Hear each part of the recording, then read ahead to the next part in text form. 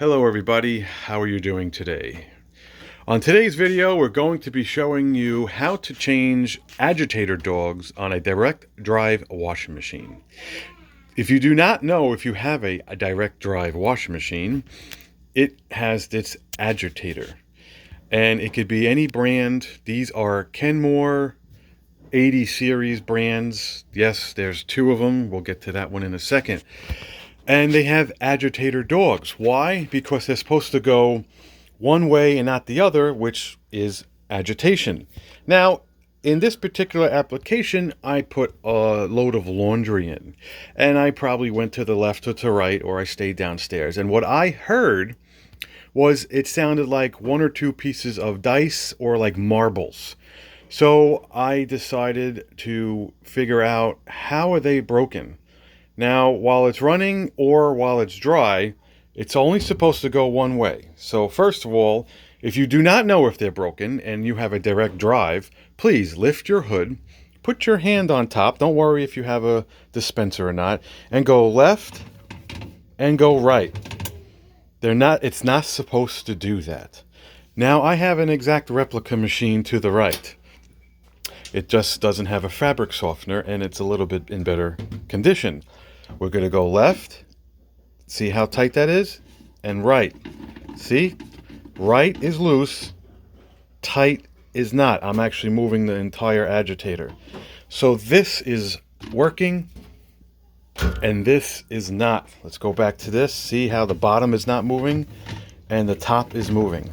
So this video is going to show you how to change agitator dogs on an agitator. To my left is a bag of agitators. We will look at them closely outside the bag. You do not need this many. You need 3. 4. Oh, jeez. Restart the video. You need 4. We will show you that when we get a chance. You are going to need a 7/16 thing. Socket. Socket. I'll translate. Oh, look who's here. Oh, this video just got flagged.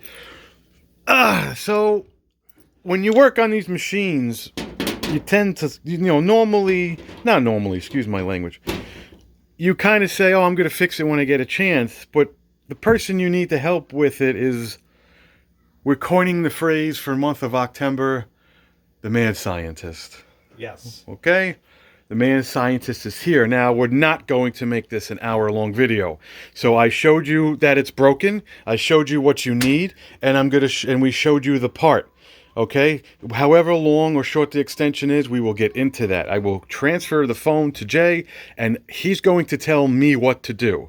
Now, another quick thing is it was in my memory, but I forgot, and I'll see if I remember while I'm talking, but I do not remember. So, yeah.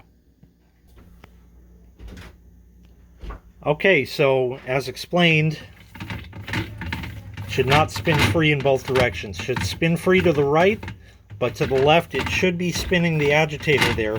The whole idea, as you see, this is a corkscrew, and it screws the clothes down to the bottom, to the agitator, where the agitation happens. It comes back up the sides, back to the middle, and then the corkscrew goes and screws that down. If you have a fabric softener dispenser, you need to remove that. On these Kenmores, there's that like turquoise ring, so just use your hands and pull up on that ring, and it should eventually pop up. It's going to take a little playing with. There you go, and just pull it off. You might have to give it a good shove. There it is.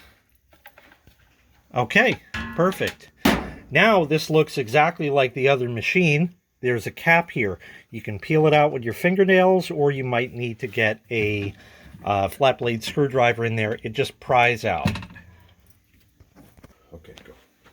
There is a little notch here that you can fit a screwdriver in to make it easier. I'll hold that for you. And it should pry up. There you go. Oh, thank you. And it comes off. Down in the center is that bolt. So now we're going to get the ratchet Put that on there. Hold one of the vanes at the bottom and loosen that bolt. Because if you just go and turn that, then it's not going to work. We may or may not need a longer extension. It actually just fits. This actually just fits. If you have this application, that will work. If you don't, and you just have this, obviously it's not. So I'm sorry, you need at least minimum this, which is probably what, 2.5 inches? Something like that. Something like that. Any device. You could use a hand one if you have a like this, and you probably could, depending on if it was ever removed. Whatever you got that's 7/16 that'll take that bolt out is all you need. That's all you need. So hold the bottom of the agitator and undo that bolt.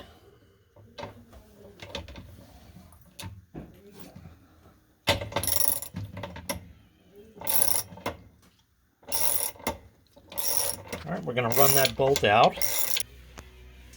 And now what you're going to do is get your fingers underneath the bottom of the agitator. You got to reach down in there and pull the whole thing up. Do not hit yourself in the face with it. It may take some force or it may just pop. This was removed years ago, so it shouldn't be that bad. And if you get it off the shaft, you can just... Yeah, just lift the whole thing out and place it on the floor.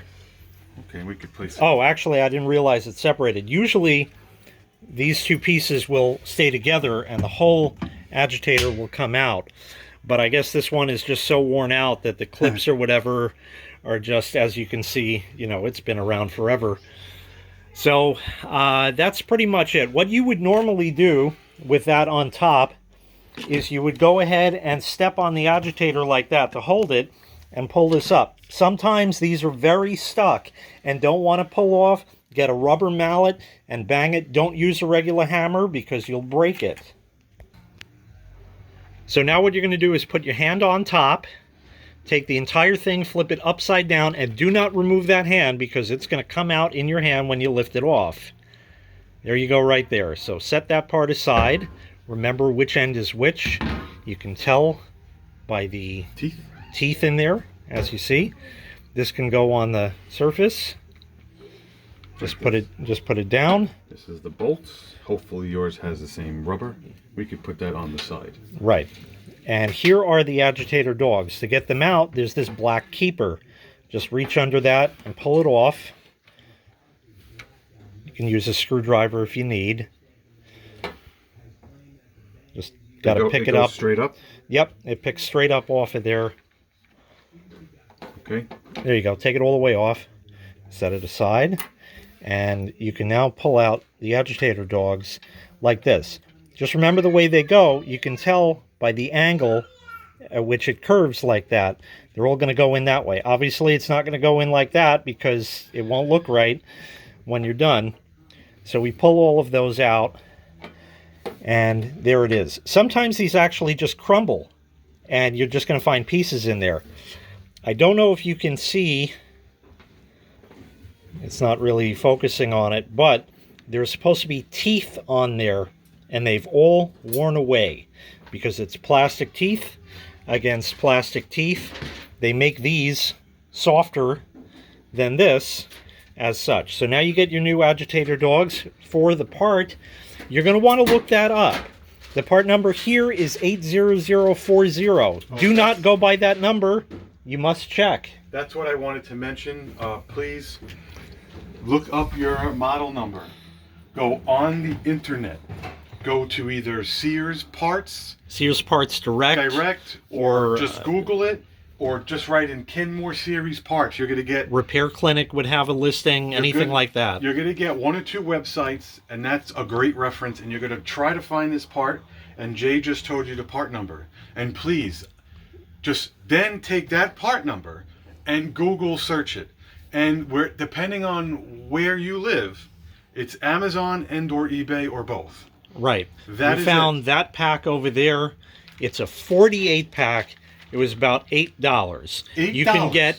You can get a set of 4 of these for $6. It doesn't make sense. You're going to replace these again in the future because these machines practically last forever.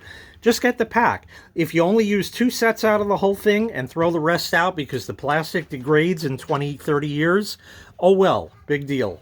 Do you recall how much they are from a actual name brand website? Oh, I wouldn't be you're 20, easy. $30. Yeah, easy. So if you take anything out of this video, go online and get your parts. It doesn't matter. I Right. have parts right here that are pending. I have a washing machine pump from China, from Amazon, just in case when these break, I don't have to wait a day, 2 or 3 It's or 4. just in stock, ready to go.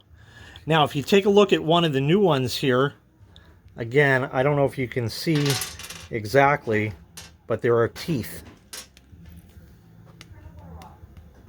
You see like that? There's teeth on it. There, you could actually just see it for a second before it went out of focus. There are teeth on there. That's what is worn away on the old one, and that's why they need to be replaced. So we get our new set of 4, and we're going to put them in, again, going around counterclockwise, as it were. You put the little tail, looks kind of like a fish. You put the little tail in, turn it, put in the next one. That's it. And go around to the next one. Put that in, and the last. That's it. Now the black piece goes back on. It's sort of keyed in that it's going to fit in a particular way.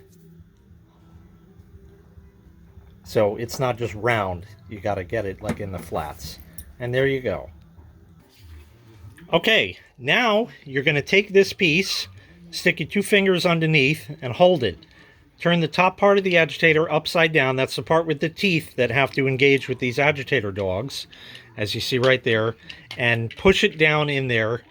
And you got to hold it there as you turn the entire thing back upside down. Exactly. And then it goes back on top of the agitator. Now, like I said, this one's kind of worn out. There's supposed to be splines and everything. And you got to watch that the thing goes in. You're going to have to turn it so it fits in there. And it should push down and snap. So everything is one piece. Like that. That should be it. Free this direction. And when I go left, it won't turn. So right is correct. See how it locks? Going to the left. So it's now fixed and ready to go back in the machine. So now, just open the lid and put the agitator back in over the shaft that's in there. It's got to be seated. There are splines on the shaft. So spin it around a little bit. You'll kind of feel it when it goes in, and push all the way down to make sure that it's in. And now your bolt goes back in. But before you put that in, chances are very good when you go to put that on the wrench, it's going to fall out. So I'm going to show you a trick. So what people like to do if there's gravity and a bolt, it doesn't even have to be a bolt, anything that has to do with fascinating something with gravity, people want to do this. And then they want to take their tool and then they want to try to get all, okay. You could possibly do that if you could line it up and that's it. Now, yes, you can do this. I will actually use this, and you could very surgically see how it already wants to go in the tighten. So then you could go down and try to put it in. And you could try to put it in, and if you are mechanically inclined, you could figure out where the teeth are and you could get it in, and that would be great because you don't have to do the next step. But if you want to do it the correct way, this is a life hack. So here you go. When you put the socket on there, it fits, but it's loose. And you see how it just falls out.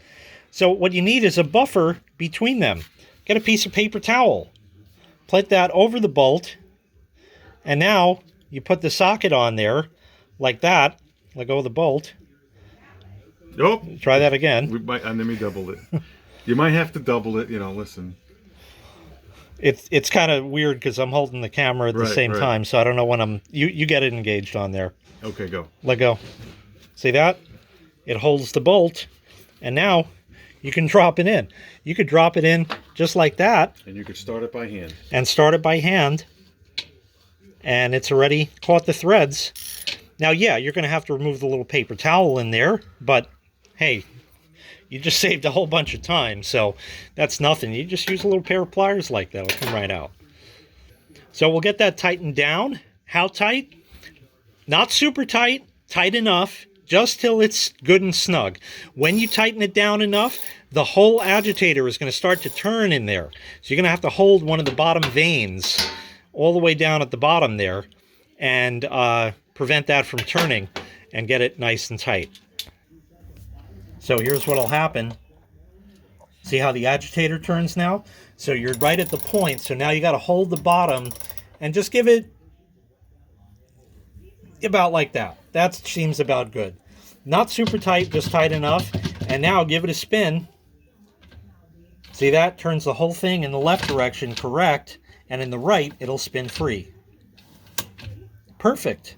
So now we got to put the cap back on that we had taken off earlier. It just sort of goes on. You can use a little dish soap if you want on the little gasket there if it's not wanting to seat in. That's it. And put the fabric softener back if you want. Put that back on. It'll fit down on there. There you go. And put that ring down and your machine is repaired. That's it. That's all there was to it. All done. All fixed. So that's going to wrap up today's video on how to change the agitator dogs on a direct drive washing machine. If this video helped you out, hit like, hit subscribe, add your comments, and thank you again for the mad scientist assisting me in helping these washing machines last forever. Take it easy. Thank you.